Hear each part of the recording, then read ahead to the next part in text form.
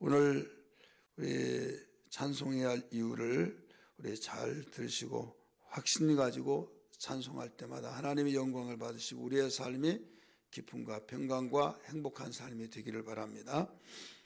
이 바울 사도는 그 3절에서 14절 한 단락에서 물론 더 넓게 보면 이 에베소 전체가 그렇지만은 특별히 오늘 3절에서 4절의 한 단락 거기에 문단 속에 보면 반복되는 단들이 계속 언급한 내용이 있어요. 그리스도 안에서, 그 안에서 이런 말들입니다. 그리스도 안에서 이런 말씀이 무려 9번이나 기록되어 있습니다. 우리 3절 한번 보세요. 가운데 하반절에 보면 그리스도의 아버지께서 그리스도 안에서 나오죠. 그리스도 안에서. 4절도 곧 창세전에 그리스도 안에서. 5절 보면 예수 그리스도로 말미암아 이 그리스도 안에서 이 말입니다. 6절에서 사랑하는 자 안에서 이 말은 하나님의 사랑한 자가 예수죠. 그래서 사랑한 자 안에서 예수 그리스도 안에서 말이고 7절 그리스도 안에서. 그 다음 9절에서도 그 끝에 부분 보면 중간에입니다. 그리스도 안에서. 12절 보세요. 그리스도 안에서. 13절 그 안에서. 또 가운데 부분 그 안에서. 이렇게 그리스도 안에서 그리스도로 말미암아 그 안에서 이런 말들이 계속 반복적으로 나와요. 왜 그런가 하면 그만큼 반복단을 많이 사용했다고 하는 것은 그 말씀이 가장 키포인트를 가리켜 주고 있다는 것을 여기서 우리는 알아야만 됩니다.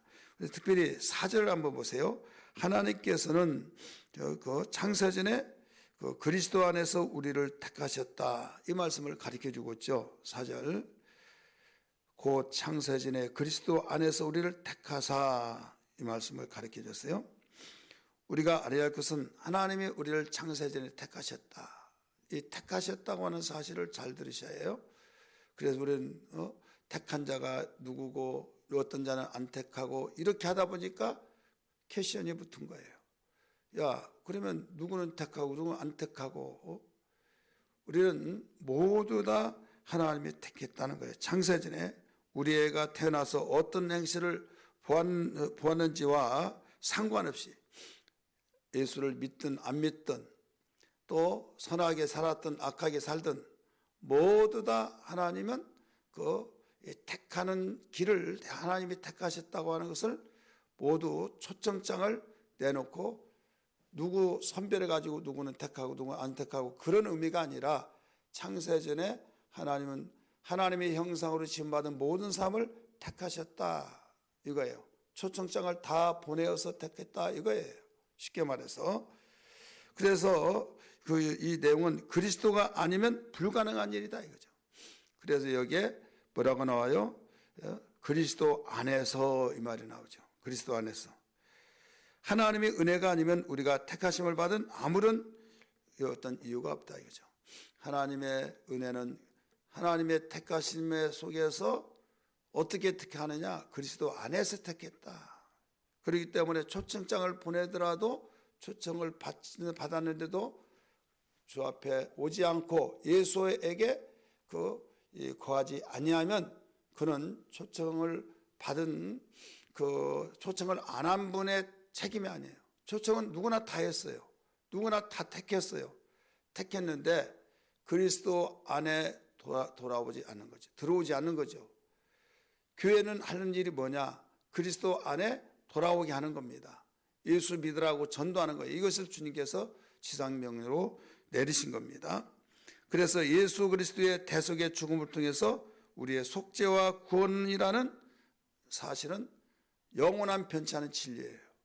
예수 그리스도의 죽음을 통해서 우리의 속죄와 구원이라는 이것은 이미 어떤 즉흥적으로 이루어진 것이 아니라 창세전부터 하나님이 성삼위 하나님의 사이에서 결정된 일이다 이거죠.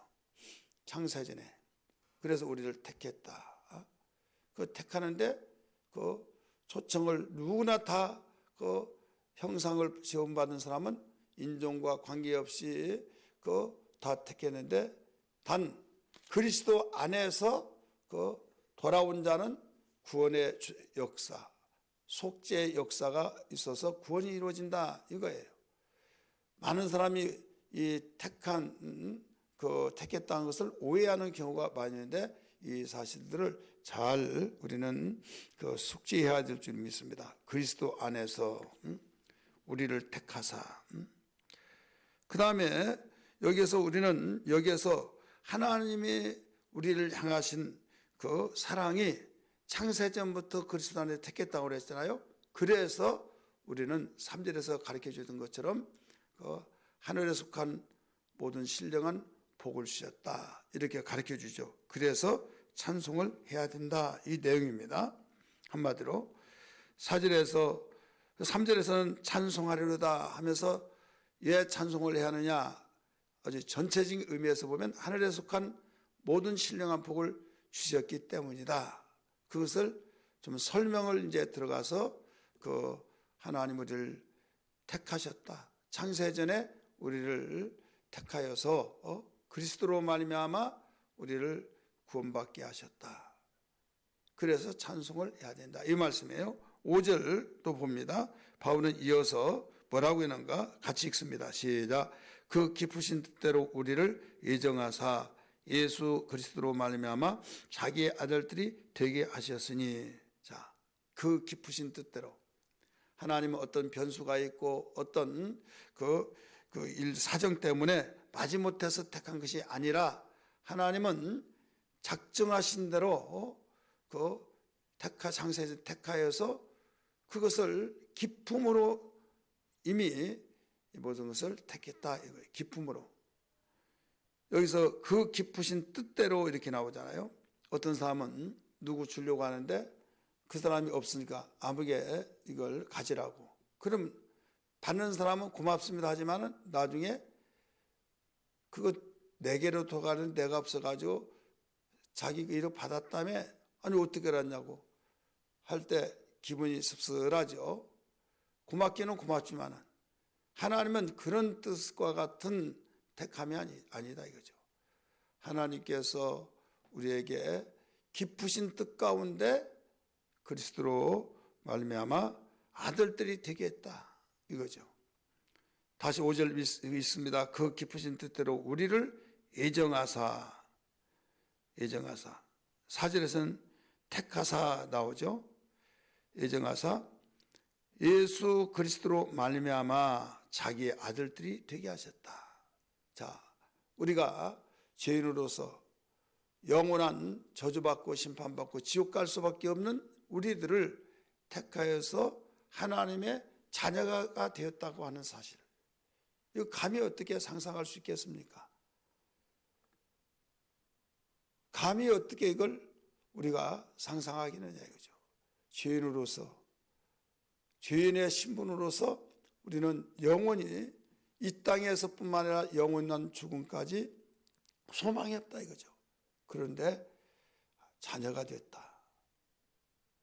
얼마나 감격스럽고 그 은혜 생각할 때마다 우리가 불렀던 304장같이처럼 하늘을 두루마리 삼고 바다를 먹물로 삼아서 하나님의 사랑을 다 기록을 한다 할지라도 어떻게 다 기록할 수 있겠느냐. 찬송가 작사자는 그 하나님의 크신 사랑을 성령의 감동으로 느껴져서 그 고백을 했던 것처럼 오늘 우리는 그냥 예수 믿고 하나님이 자녀됐다. 그런가 보다.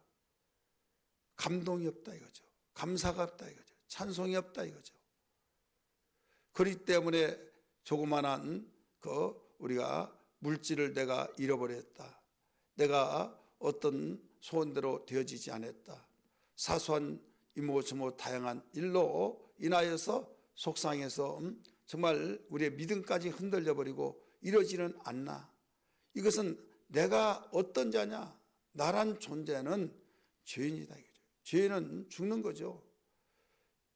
목숨이 끊어지기 전까지는 저주의 삶을 살고 행복하지 못하고 그러다가 죽으면 또 지옥이 기다리고 너무 고통스러울 때는 나 죽으면 좋겠다 착각하고 있다 이거죠. 왜 죽으면 좋겠다고 그래요? 죽고 싶다. 왜 그래요? 죽으면 아무것도 모르는 걸로 생각하고 있다 이거죠. 그런 사람은 죽으면요, 내가 괜히 죽었다. 스스로 죽는 사람들 있잖아요. 극단적인 행동으로. 왜 그런가 하면 거기에는 영원히 꺼지지 않은 불속에서 그 본인 스스로 앞당겨서 그 하루가 철령 같은 시간을 그 40년 더 살 수 있다고 한다면 40년을 앞당겨서 자기가 먼저 뛰어들어간 것과 똑같은 거예요. 이걸 모르기 때문에 살아서 어떤 사람은 그러면 너무 행복해 한 사람 있잖아요. 행복이라고 하는 것은 내가 정말로 마음속에 즐겁고 내 뜻대로 착착 되고 먹고 싶은 거 먹고 마시고 싶은 거 마시고 다니고 싶은 데 다니고 보고 싶은 거 보고 입고 싶은 거 입고 걸릴 것 없고 자식들 속썩이지 않고 그러니까 행복할 수밖에 없죠. 그러나 그것이 갈 때 같다 이거죠. 잠잠할 때는 너무 좋은 날씨다 하다가 바람이 휘날려서 막 떠내려가고 자빠지고 막 우강강할 때는 그 생각이 순간에 바뀌어져 버리듯이 이 세상에 살면서 어떻습니까? 정말 그 요지부동한 이런 세상에서 1시간 후에 일도 알지 못한 가운데서 우리가 잠시 너무 좋다고 해서 너무 행복하다고 그 말이 무색할 정도로 그 말이 제 가시기도 전에 일어나는 변수. 더나가 아무리 그 가장 행복한 시간이라고 생각한다 할지라도 하나님의 행복을 우리가 누려보지 못하고 천국의 행복을 알지 못하기 때문에 비교할 데가 없다 보니까 내가 최고 행복하다 이렇게 생각한다 이거죠. 북한에서 그들이 거기서 태어나고 거기서 그 성장하고 2세 3세 사회주의 속에서 2세 3세 막 이런 식으로 계속 생활했던 그들은 그 모든 이 언론 모든 그 통신 이런 걸 다 차단시키고 과거에 우리가 최고 행복하다 최고 잘 사는 나라다 똑같이 살아 굶는 사람 없다 막 이런 식으로 했을 때는 최고 잘 산 걸로 알아요. 그래서 나만의 어떤 길거리 노숙자 보여주면서 이들은 이렇게 길거리에서 누워 잔다 막 그럴 때 야 우리는 최고 행복해 최고 행복해 비교거리가 없어요. 그런데 이제는 아무리 감추려고 하지만은 감출 수가 없잖아요. 방송 언론 매체를 통해서 통신을 통해서 막 다 세계가 그 이 손바닥에서 다 움직이는 거 알잖아요. 방송 듣고 막 그 우리나라 의해서 탈출해서 오는 자들 있고 목숨 걸고 보잖아요. 그래서 이게 뭐냐면 비교할 데가 없다가 보니까 잠시 우리가 행복한 걸 최고의 행복으로 생각하고 있고 예수 믿으면 뭐 별것도 없는 것처럼 생각하는데 우리는 이 사실을 우리가 너무 감사할 줄 모른다 이거죠. 그래서 이 교회라는 것은 예수님을 마음속에 모시는 사람들이 모이는 공동체인데 모두 구속의 은혜를 받고 구원을 받아서 하나님의 자녀가 되었기 때문에 감사하며 찬송하며 영광을 돌리면서 살면서 자기 자신의 은혜와 영광을 알아야 된다 이거죠. 은혜는 뭡니까? 구원받는 은혜. 영광은 뭡니까? 하나님의 자녀로서 우리가 죄인의 신분에서 자녀라고 하는 상속자라고 하는 그 신분으로 바뀌어진 것이 얼마나 영광스럽냐. 그래서 우리는 4절 5절에 찬송해야 할 이유 하늘에 속한 은혜를 우리가 받았으니 찬송해야 된다. 이 말씀을 그 구체적으로 그 4절에서 5절에서 가르쳐 주셨어요. 이 4절 5절을 합쳐서 다시 한번 강조하는 내용이 6절입니다. 6절 다시 봅니다. 시작. 이는 그가 사랑하는 자 안에서 우리에게 거저주시는 그의 은혜의 영광을 찬송하게 하려 하는 것이라 나오죠. 이는 4절 5절에서 그 우리가 이 하늘에 속한 은혜를 그 찬송해야 할 이유를 가르쳐 줬죠. 그래서 6절은 다시 한번 또 강조하고 있는 내용이에요. 이는 그 이유는 사랑하는 자 안에서 예수 안에서 우리에게 거저 주시는 바 그의 은혜의 영광을 찬송하게 하십니다. 은혜로 말미암아 구원받고 자녀로서 상속자가 됐으니 영광스럽고 천사들이 이게 영광스러워서 부럽다 하는데 우리는 감사도 느끼지 못하고 찬송도 느끼지 못하고 은혜도 알지도 못하고 세상에 조금 내가 힘들면 막 짜증내고 교회고 뭐고 다 때려치우고 또 예수고 뭐고 다 필요 없다, 나하고 안 맞는가 보다, 무지예요. 그래서 내 백성이 지식이 없어서 망했다, 하나님만은 지식을 알지 못하고 망한다라고 가르쳐 줬잖아요. 오늘 우리는 이 말씀을 통해서 하나님, 내가 육의 눈은 밝은데 영의 눈이 어두워서 이렇게 하나님께 찬송해야 할 이유를 가르쳐 주셨음에도 불구하고 이 내용을 알지 못했습니다. 하늘에 속한 모든 신령한 복을 내가 알지 못하고 땅에 보이던 잠시 보이다가 없어지는 내릴지 모를지 우리를 오라면 갈 때 아무것도 가지고 갈 수 없는 거, 그것 때문에 목매어 가지고 그게 좀 어렵고 힘들면 짜증내고 하나님도 뭐 교회고 뭐고 다 짜증나서 불평원망했던 나의 어리석음을 용서해 주옵소서. 눈을 열어서 나에게 하나님 주신 그 구원의 은혜와 내 죄를 사해 주시고 구속의 은혜와 더 나아가서 하나님의 자녀로서 상속자가 되어진 그 영광을 알게 하여 주셔서 하나님 은혜의 영광을 찬송하며 살게 하여 주옵소서. 이 기도가 되기를 주의 이름으로 축원합니다. 할렐루야.